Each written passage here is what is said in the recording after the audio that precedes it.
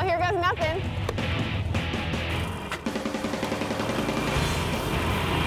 This is a ride I'm really going to enjoy.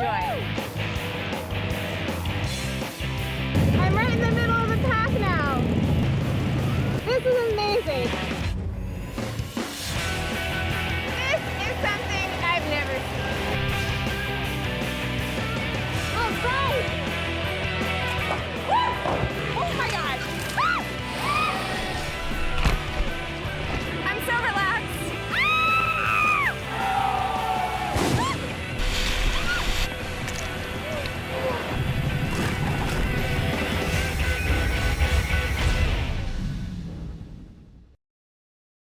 Well, the show's called Ride and Seek, so of course there's a ton of riding.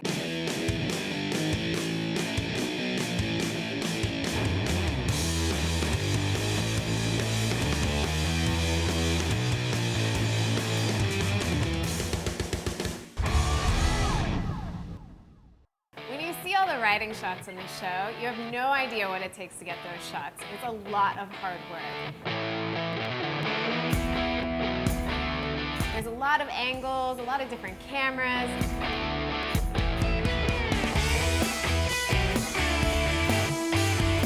Once we find a good spot, we have to pull over. And of course, I immediately run from the bike into the van because I'm so hot and I'm blasting the aircon on me while they set up the shot.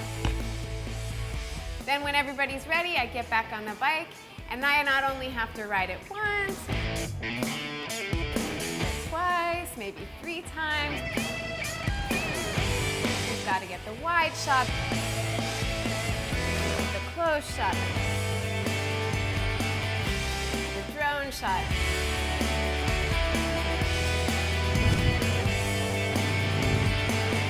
So every time you're seeing one of the riding shots, I'm probably riding that particular road about 5 times.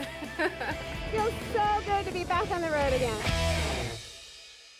One particular road that I remember being a little intimidated by was the chicken intestine road.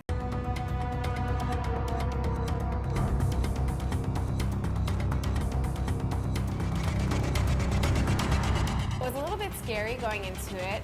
At that time I was riding the Kimco Exciting 400, which is a bit of a bigger bike for me, so I was worried I wouldn't be able to maneuver it so well. I had heard before I took this road that there were rumors that some people had died because of the dangerous tight turns on this road. There are even volunteers that help guide people through the road and stop traffic so they can make it a little safer.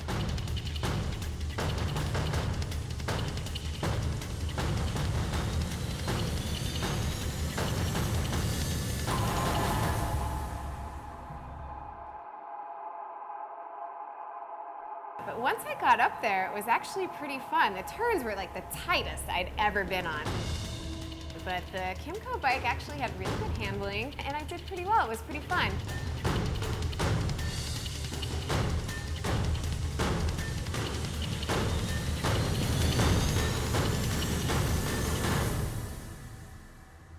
One of the most beautiful rides that I had shooting throughout all 4 seasons was through Kalinga.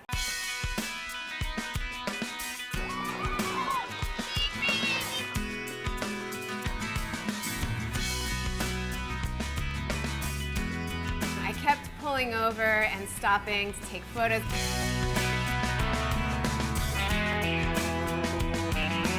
In fact, the whole crew, half the time we were shooting, and then the other half of the time we were just being tourists.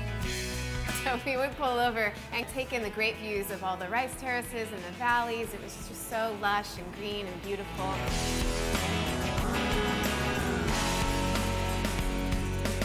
When they would put the GoPro on me and say, "Go, take off, Jamie," and I would just be on my own riding, those were some of the best moments. Because I'm on my own, I'm feeling the wind rush past me. I feel like I'm actually out exploring on my own. And I would pull off by myself with the crew way far behind me, and I'd have a quiet moment just taking in the scenery. It just, I don't know, it's a great feeling of exploring new places and being on the bike.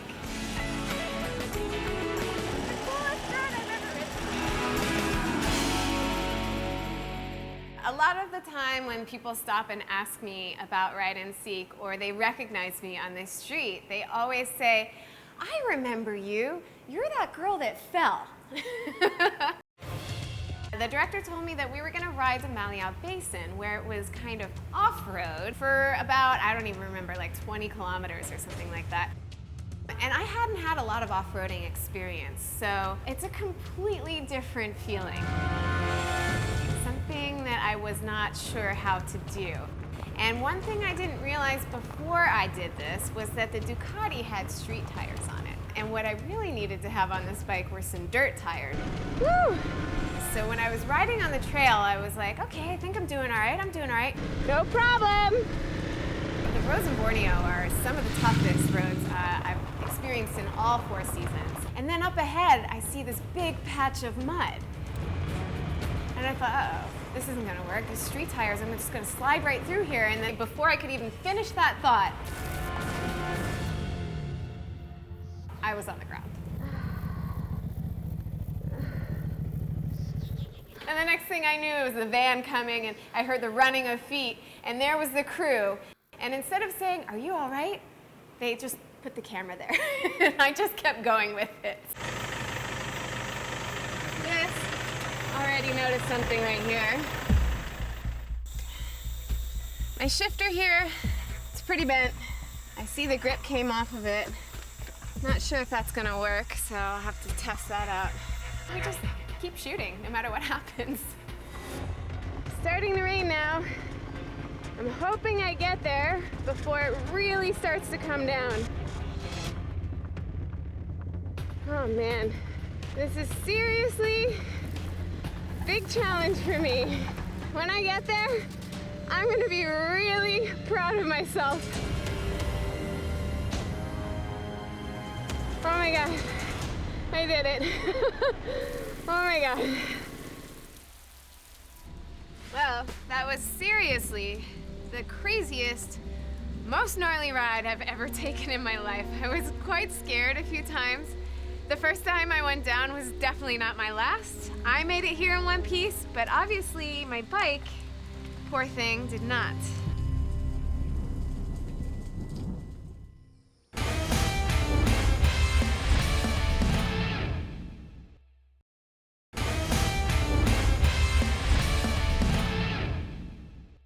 In every season of Ride and Seek, there's some kind of interesting animal encounter. Hi guys, how are ya? Don't be afraid, buddy. Please.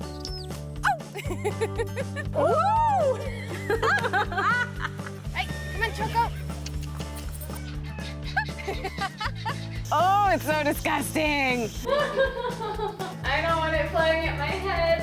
Hey. Oh! Shit. That's always going to be an unpredictable scene because you can't tell animals what to do. I gotta chase him? He doesn't want to pass. Well. So I have a lot of interesting moments. Amazing. I've really witnessed a real miracle. Forwards, not backwards. And some pretty uncomfortable situations. Ready? No, okay. I think you're supposed to walk. You don't want to walk? Okay, so I carry this one. I think it was season 3. We're going to be looking at pigs and artificial insemination. He's ready. He's familiarizing the dummies out. And I thought, how am I going to explain that on camera? How am I going to explain why we're there and what we're shooting and what's going on while we're shooting? He checks out the dummy, which is really just a metal tube shape.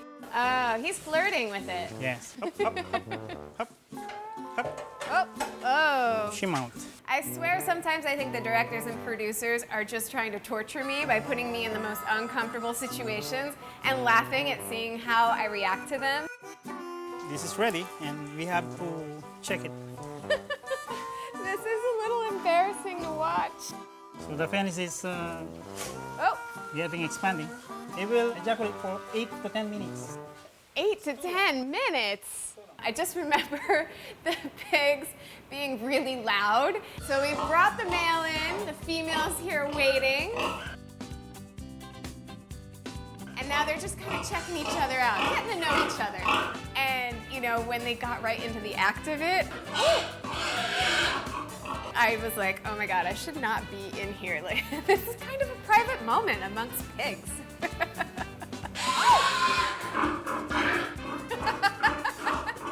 Well, seeing pigs mating, that was pretty weird. And it's really loud in here. So sometimes it's really a challenge as a host to kind of make a situation fun and to kind of go with the flow in whatever's happening. Okay, well, I think I'll leave them to it. They don't need me here watching any longer. Bye, guys. The directors of Ride and Seek always want you to see my genuine reaction to whatever situation I'm in. So they'll always tell me just the least amount of info possible for any given situation. And my expectations are always different than what actually happens. So I was told I was going to a fish spa.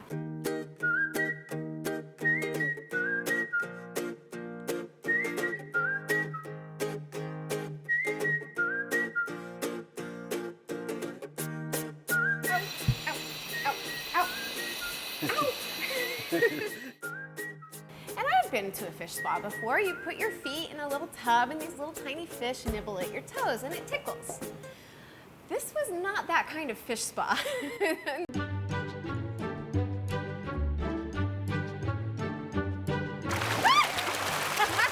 There was a sectioned off area with fish that were about this big. And I was told to jump in the water and go for it. My body does hurt from riding on that bike a lot, so time for a full body massage. I'm scared. So I jump in and it is like that fish spa with the tiny little fish on your feet, except they're giant fish and they're all over my body. I mean, my fingers were going in their mouths, they were getting in my life vest, they were splashing all over my face. It feels crazy!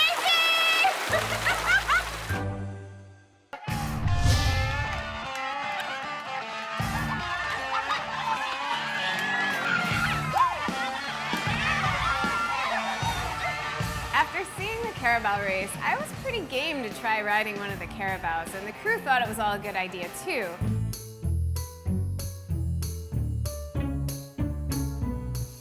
Until we got a little bit closer and realized that he probably wasn't in the best of moods.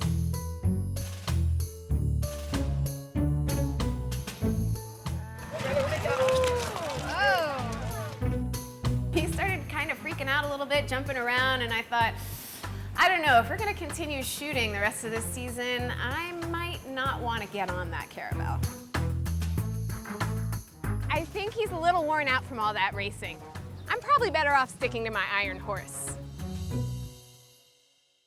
Speaking of genuine reactions and surprises, when I was at the dairy farm in Borneo, I got to see a little bit and learn a little bit about cows and how to do a pregnancy test on a cow. Okay, so what is this area used for? I mean, you obviously have these cows separated for a reason. This is for holding area. If we want to do the artificial inseminations. Okay, so this is for all the pregnant mamas. So I was with the dairy farmer and he was telling me about how he goes about doing it, and he pulls out this very long plastic glove. Oh, This is our glove. Yeah. I don't like how long that glove is. You see Just the size of this thing? Yeah. Is that how deep you have to go? Yeah. No. And I looked behind the camera at the director and I just went, no, no, no. And he was going, You can try it. Well, I don't think I can. I can hold snakes, but I can't put my hand inside a cow. and being game for anything, there I found myself putting the glove on and sticking my hand where it never had been before. Your hand. Oh my God. Oh, no. And then you need to pull slowly. Oh, I feel terrible doing this to her. Ah, she's clenching on my hand. And I didn't know what to expect. They didn't really tell me what I should be looking for. I knew it was a pregnancy test, and so the dairy farmer had said that he's looking to feel for the fetus. Once I stuck my hand in there, it was kind of like an empty cavern. Okay. Ah.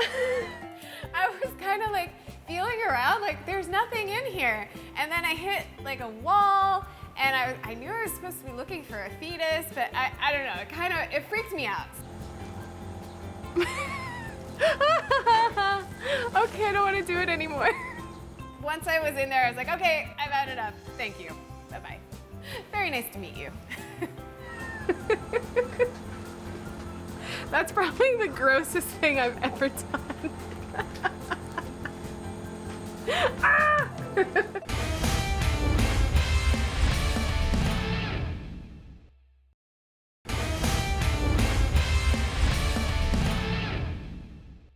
I always get really excited when I hear our next location is at a beach. So I finally ridden my bike all the way to the beach.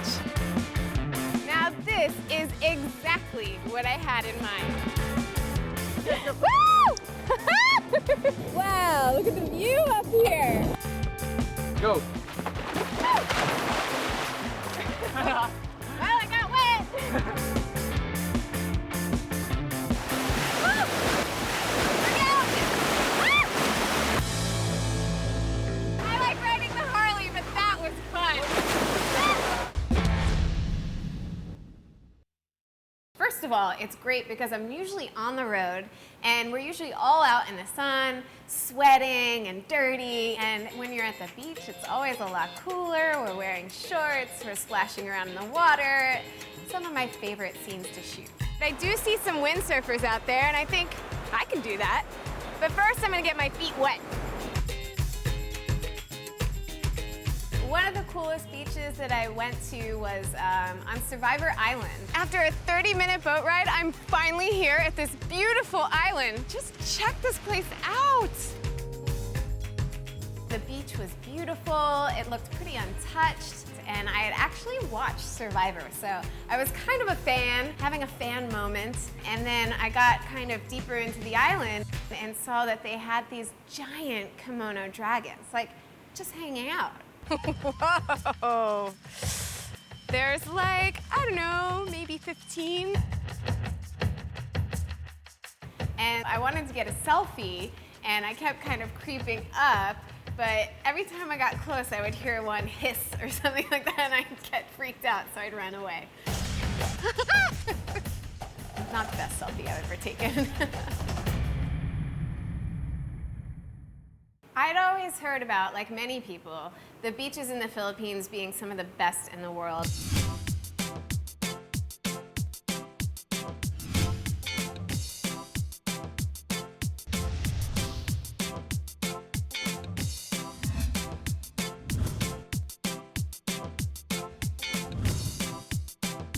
And one of the most famous ones of all would be Boracay. Boracay Beach has been named the best beach in the world. It's supposed to be this beautiful beach and it's a party island, so I was kind of excited to see if it could live up to its reputation, and sure enough, it did. As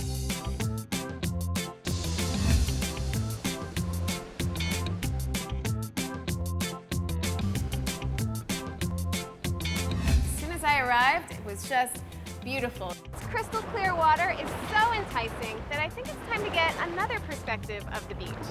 So I was really excited to spend some time there.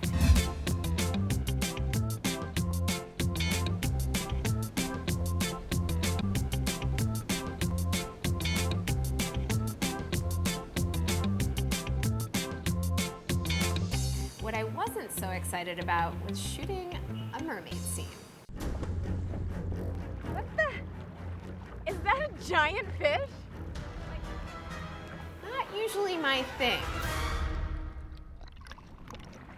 Oh, hi! Hi. I'm hanging out with mermaids today. But once I got that tail on, which was kind of weird, you stick both your feet into a monofin, and then you wriggle up the whole body around you. And now I'm ready to join the other mermaids and learn a few tricks. And then you have to kind of crawl into the water. When shooting the mermaid scenes, we first did a little practice run in shallow water, and that's where I learned how to swim with my feet together, kind of moving your whole body like a fish, like a mermaid. Where am I going?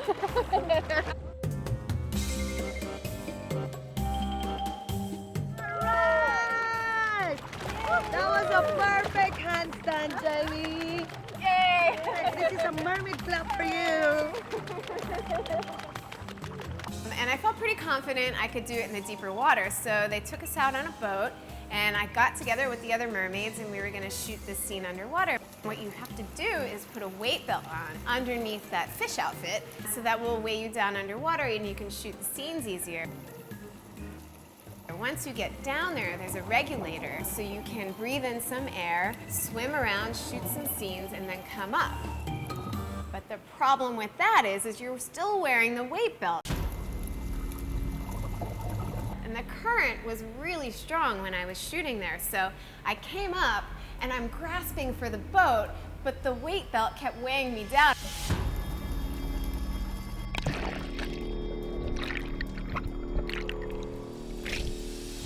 And I literally was like swallowing water, and I was like, I think I actually need help. Help?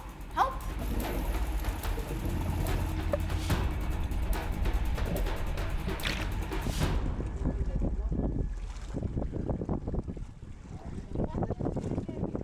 It was the only time I was worried for like just a moment.